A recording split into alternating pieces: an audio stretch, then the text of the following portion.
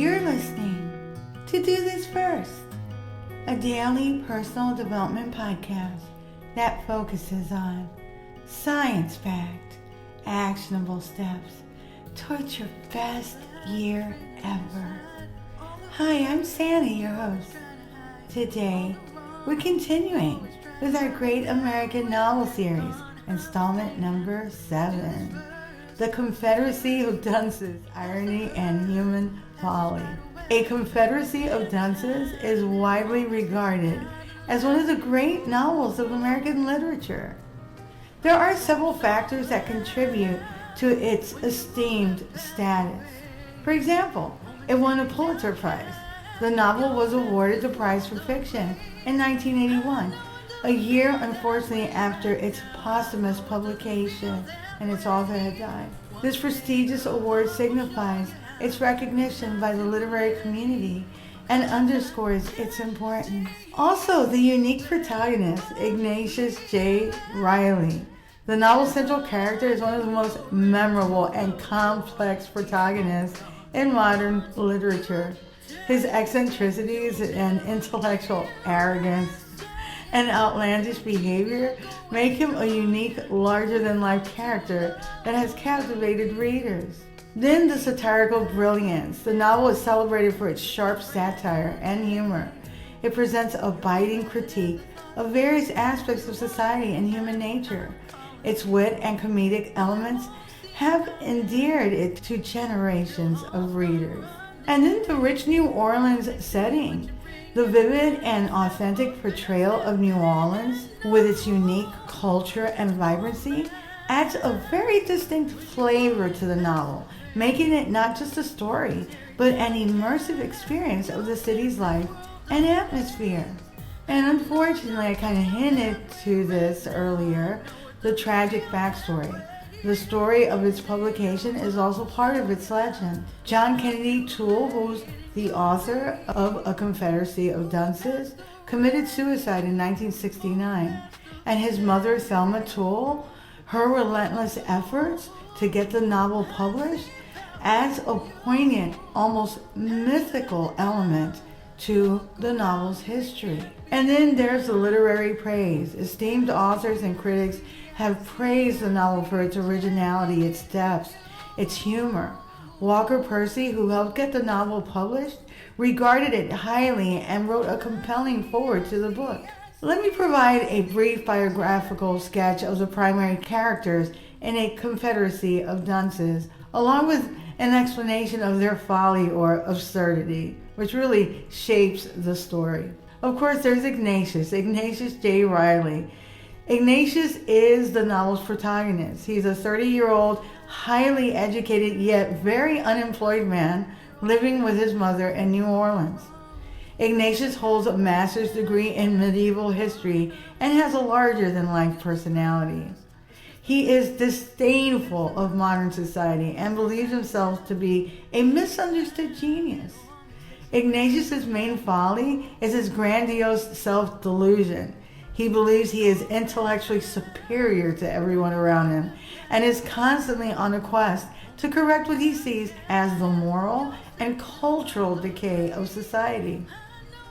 Despite his self-professed intellect, he's lazy, arrogant, and largely incompetent in practical matters.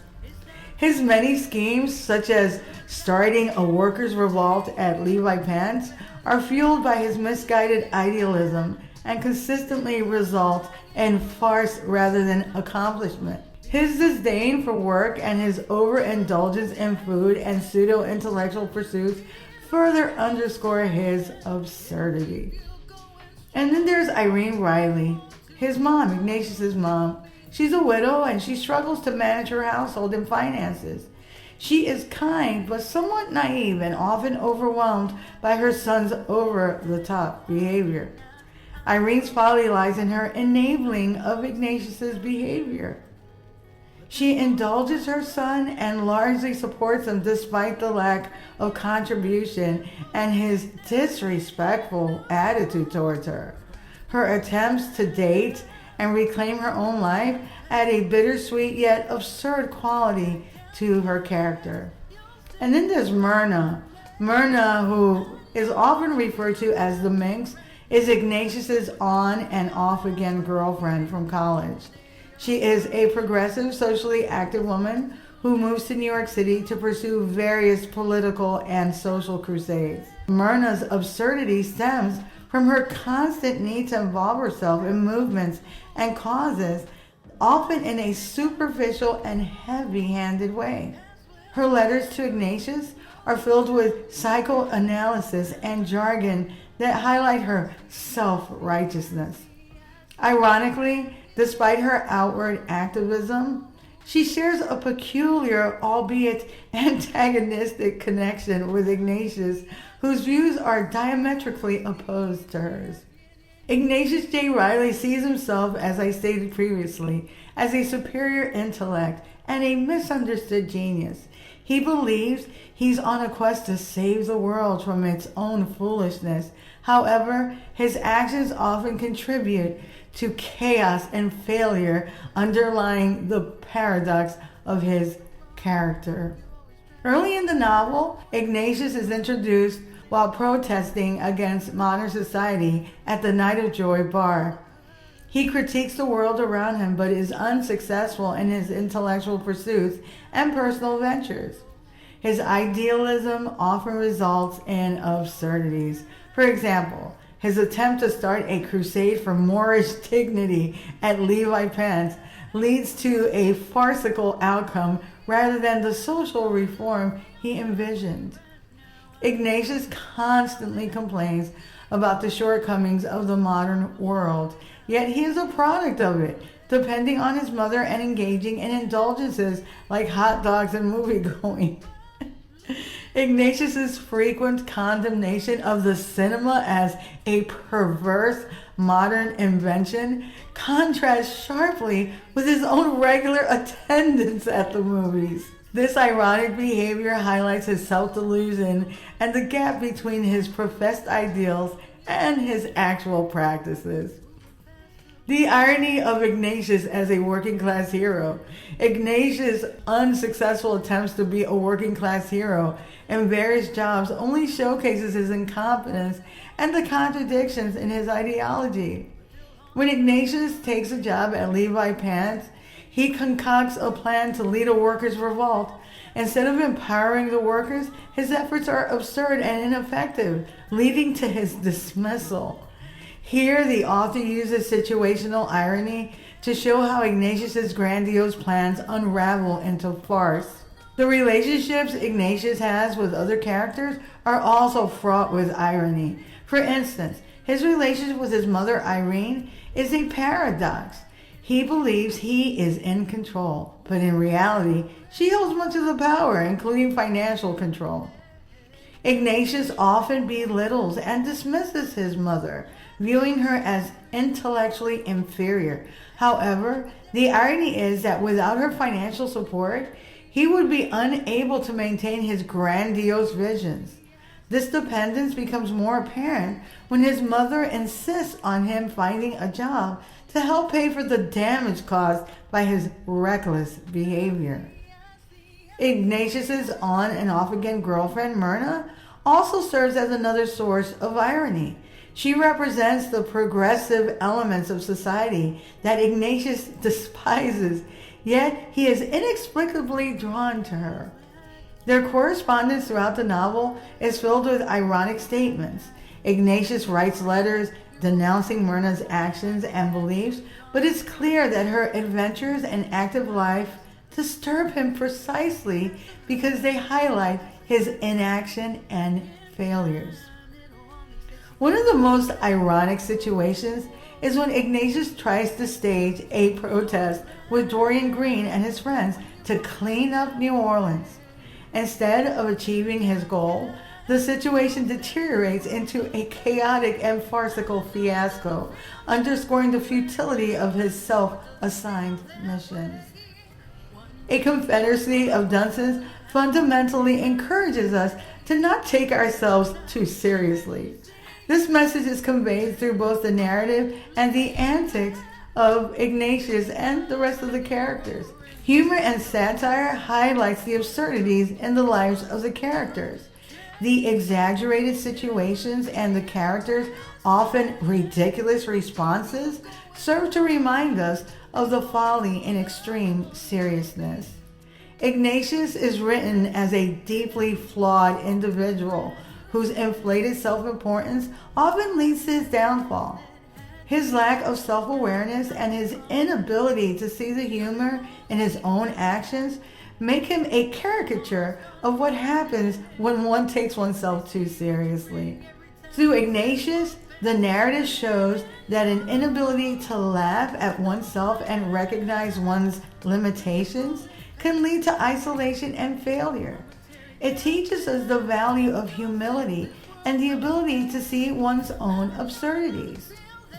By the end of the novel, although Ignatius is far from achieving any of his lofty goals, the narrative leaves him in a situation that is as absurd as it is hopeful.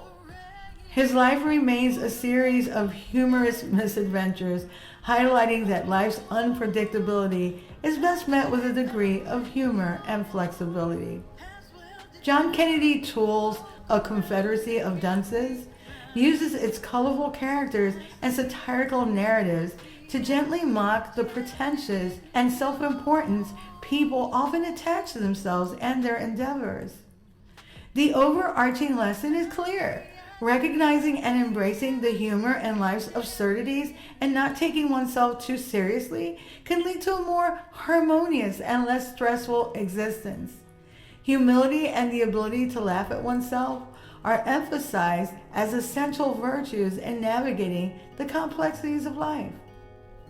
John Kennedy Toole's A Confederacy of Dunces uses irony and paradox to highlight the contradictions in Ignatius J. Reilly's character and the absurdity of his actions. The stark contrast between Ignatius's idealized self-image and the often ridiculous reality of his endeavors underscores the novel's satirical edge and adds depth to its comedic elements. These ironic and paradoxical elements serve not only as humorous devices, but also as a critical commentary on the dysfunctions and pretensions of modern society. The novel celebrates human eccentricity and highlights the folly inherent in taking oneself too seriously. Each character's peculiarities add to the humorous and chaotic tapestry of the story. A Confederacy of Dunces offers rich insights into human folly and irony through its narrative and complex characters. Here are 4 important life lessons that can be gleaned from the novel. Number 1, unchecked arrogance and its consequences. The lesson the novel highlights is the dangers of arrogance and the gap between one's self-perception and reality. Ignatius considers himself an intellectual giant and a moral crusader. However, his grandiose plans and inflated sense of self-importance often lead to absurdity and failure. His delusions prevent him from actually acknowledging his own flaws and adapting to reality, which ultimately isolates him from meaningful connections and success. Number 2, the irony of ideals versus action. The lesson in the novel is that there's a stark contrast between people's stated ideals and their actual behaviors at times. Ignatius criticizes modernism and consumerism and popular culture, but frequently partakes in the very thing he condemns, like watching movies. This irony underscores the ease of critiquing society while failing to adhere to one's own principles, reminding us to strive for integrity between our beliefs and actions. Number 3, the complexity of human relationships. The lesson is human relationships are complex and often fraught with contradictions and misunderstandings. We're not robots. Ignatius and his mother Irene have a paradoxical relationship. Ignatius belittles her, yet relies on her for support. Meanwhile, Irene vacillates between coddling and attempting to reclaim her independence. Such dynamics illustrate how dependency and resentment can coexist, complicating familial bonds and interpersonal interactions. Lastly, the folly of misplaced priorities. The lesson is to focus on the important stuff, as trivial pursuits can lead to personal and social chaos. The characters in the novel pursue hedonistic or illegal endeavors, leading to problematic and chaotic outcomes.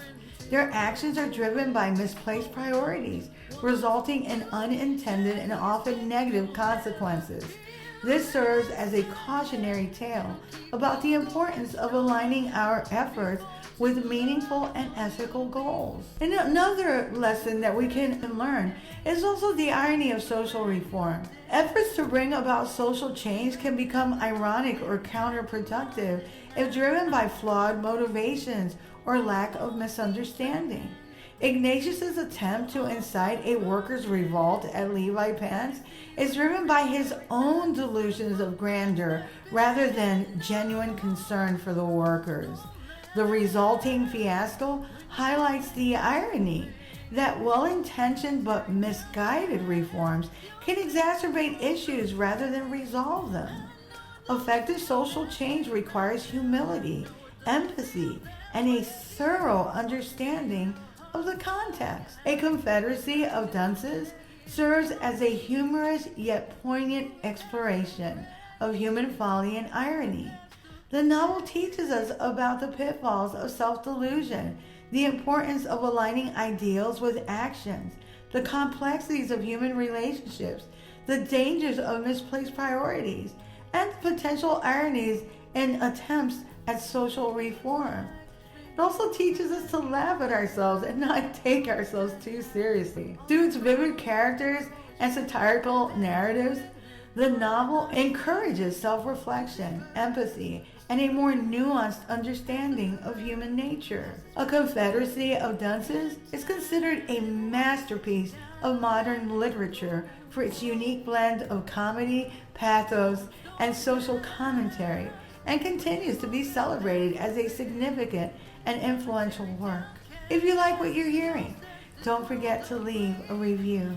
You can also read a full transcript of this podcast episode and all podcast episodes on my blog, DoThisFirst.life.